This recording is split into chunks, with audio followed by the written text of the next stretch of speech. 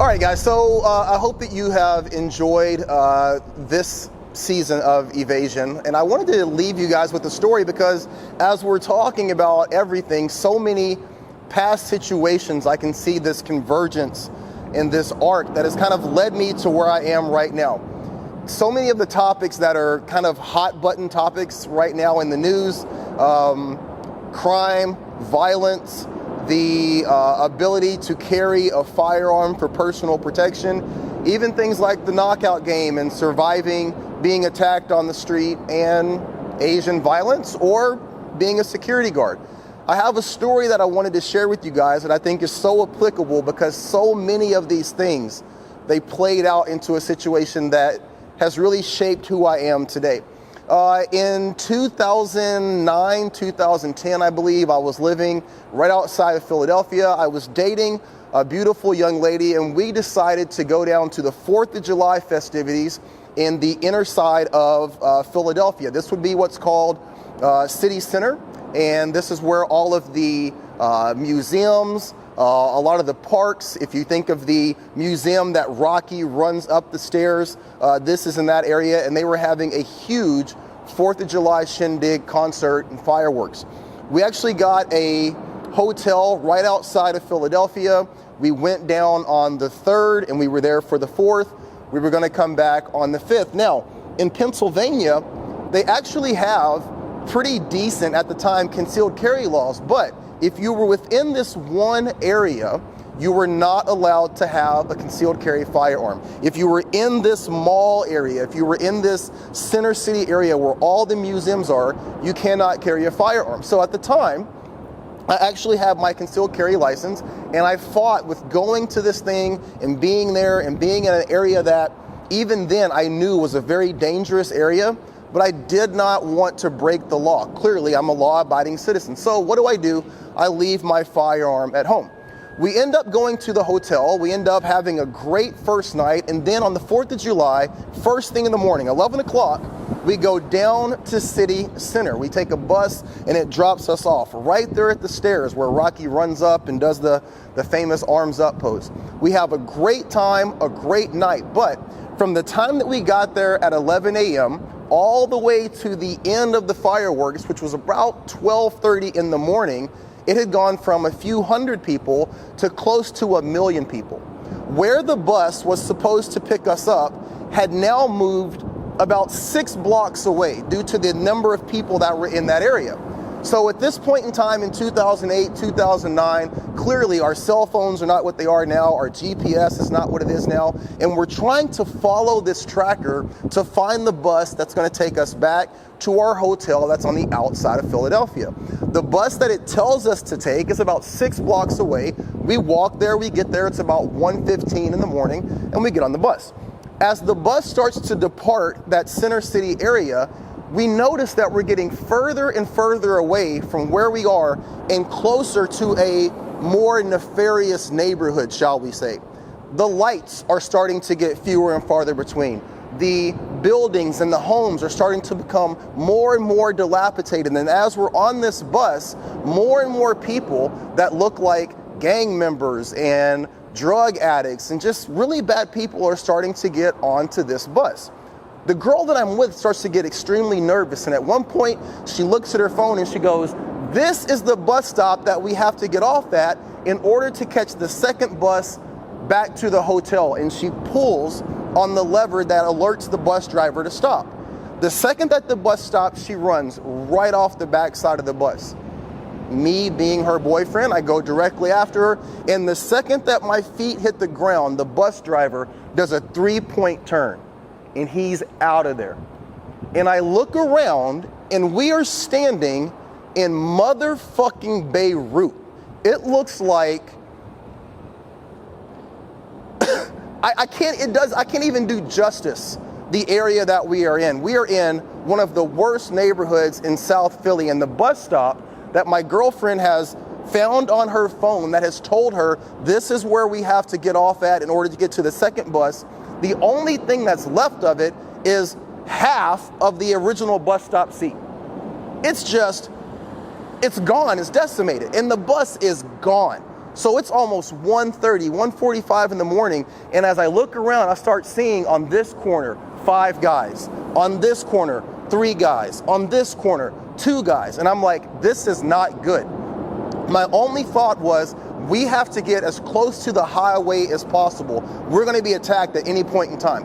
We start walking through this neighborhood and we see a convenience store. There's a convenience store with the door open.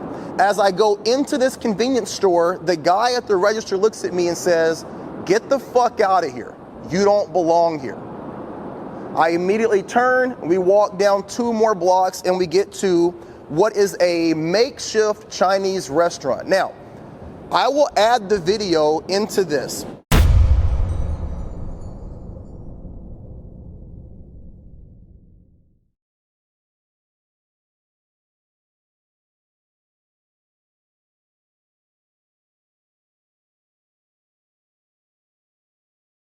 When you go into this Chinese restaurant, you open the door and you step directly in to a 8-foot by 8-foot waiting space.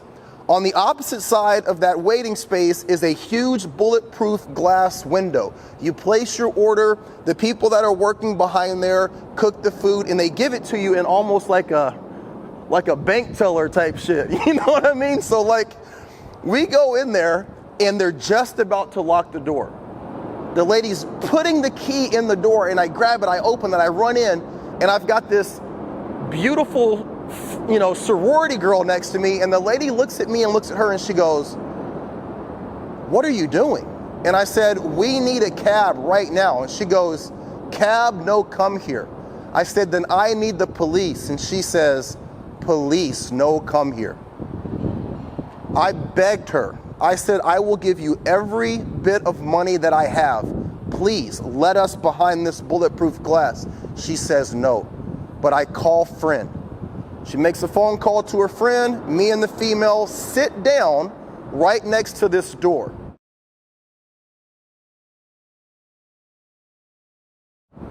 "30 seconds after sitting down, the 5 guys who were on this corner and the 3 guys who were on this corner walk into the Chinese restaurant.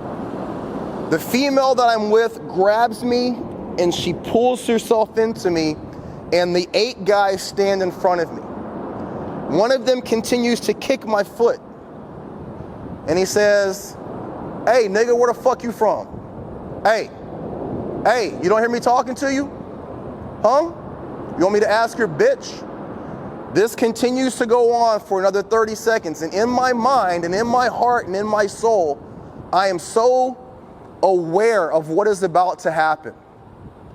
I'm going to be beaten, potentially stabbed, potentially shot.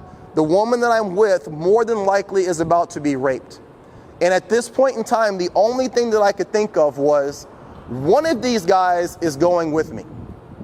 I picked out the guy that I was going to grab, I was going to take to the ground, I was going to do whatever I had to make sure that whatever happened to me, he suffered the same fate.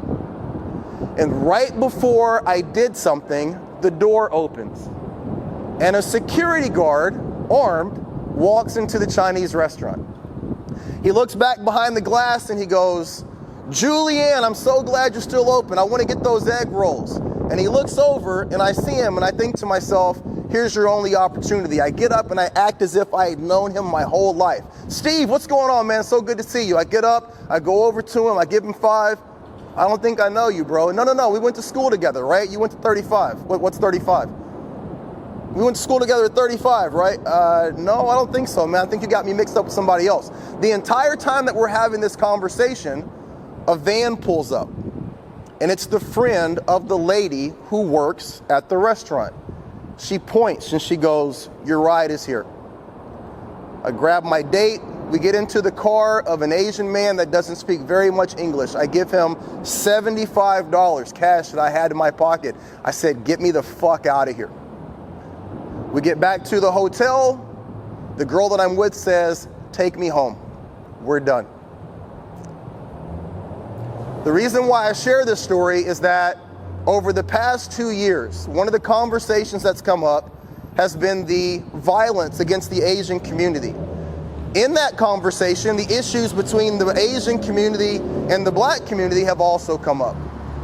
On that night, 2 Asian people took it upon themselves to help save my life. My current supervisor, who has given me a job that has given me more money in the past 2 years than I've made in the past 20 years of my life, is an Asian man. The business that we're running right now, this app, is a partnership between a black man and an Asian man. A security guard was there to save my life.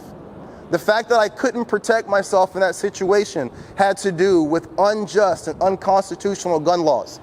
There is a convergence of so many things that are a part of my very existence right now that all came into play in 2009 in that one situation in South Philadelphia. And the reason why I bring all of that up is whatever you're dealing with, whatever you're experiencing, whatever you're going through, there is a purpose and there is an ultimate goal to it. And sometimes you don't see all of that until you're way further down the road, sometimes 10, 12, 15 years down the road.